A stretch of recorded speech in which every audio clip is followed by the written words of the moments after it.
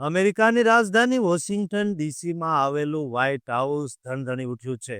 એક શરણાર્થીનો સિસ્ટમ સામેનો ગુસ્સો શું સરહદો, પ્રવાસીઓ અને રાષ્ટ્રપતિના કડક વલણ પરના ઊંડા તોફાનને ખુલ્લું પાડશે? વોશિંગ્ટનને ડર ઘેરી વળે અને ઇમિગ્રન્ટ્સના સપનાઓ પર રાતનું અંધારું ઉતરી આવે તે પહેલા અમે તમને એવી ઘટના પર ધ્યાન કેન્દ્રિત કરાવીશું જે દરેક અમેરિકન શહેરની શેરીઓને બદલી શકે છે. તમારા શ્વાસ રોકી રાખો, કારણ કે ટ્રિગર દબાઈ ગયું છે અને તેનું પરિણામ આવવાનું બાકી છે.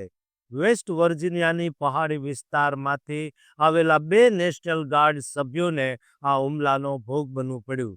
તેઓને ગંભીર ઇજાઓ થઈ, જે માત્ર શરીર પર જ નહીં પરંતુ પોતાના લોકોને સુરક્ષિત રાખવા માટેના શપથ લેનારા રાષ્ટ્રના આત્મા પર પણ ઘાવ છોડી જાય છે. તેમને તાત્કાલિક હોસ્પિટલમાં ખસેડવામાં આવ્યા, જ્યાં ડોક્ટરોએ તેમની સારવાર શરૂ કરી. આખો દિવસ તેમને સ્વસ્થ કરવા જહેમત ઉઠાવી, પરંતુ અત્યાર સુધી તેમની હાલત ગંભીર છે.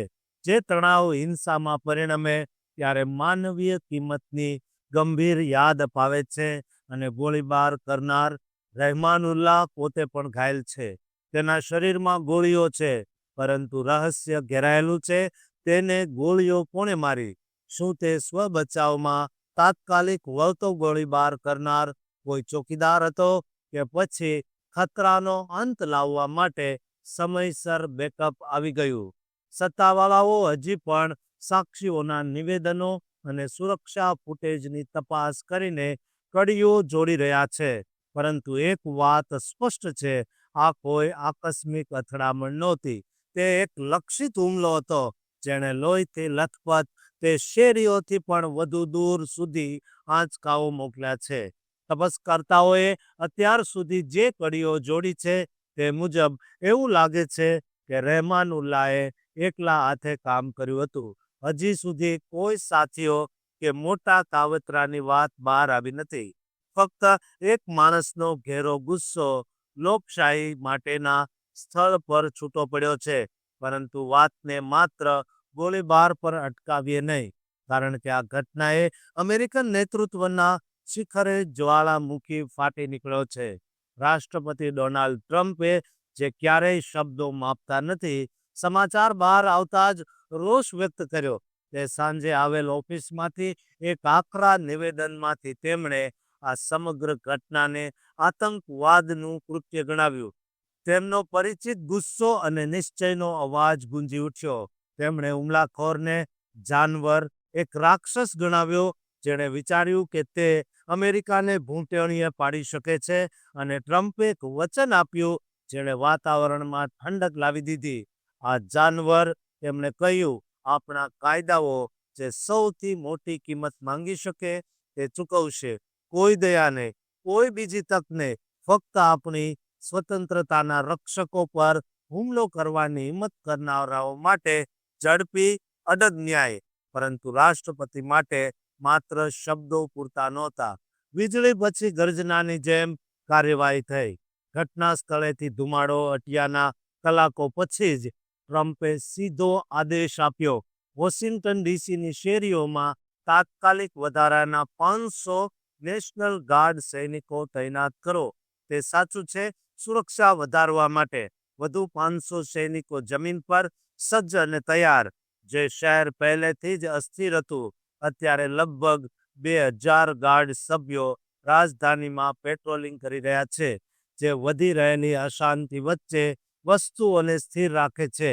આ પગલા સાથે ટ્રમ્પ તે સંખ્યામાં ચોક્કસ 25%નો વધારો કરી રહ્યા છે.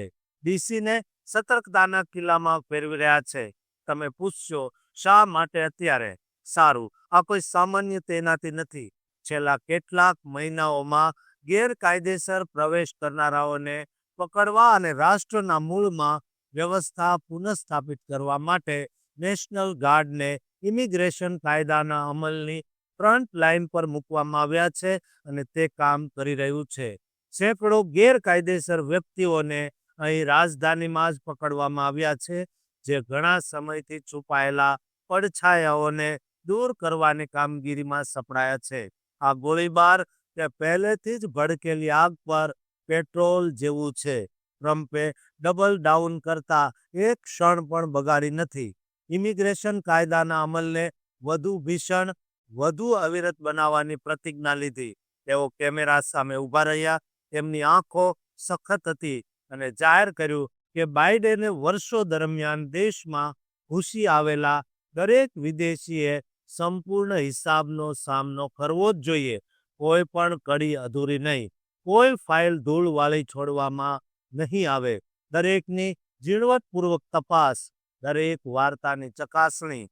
કારણ કે ટ્રમ્પના અમેરિકામાં સરહદો સૂચનો નથી, તે સ્ટીલમાં દોરેલી પવિત્ર રેખાઓ છે.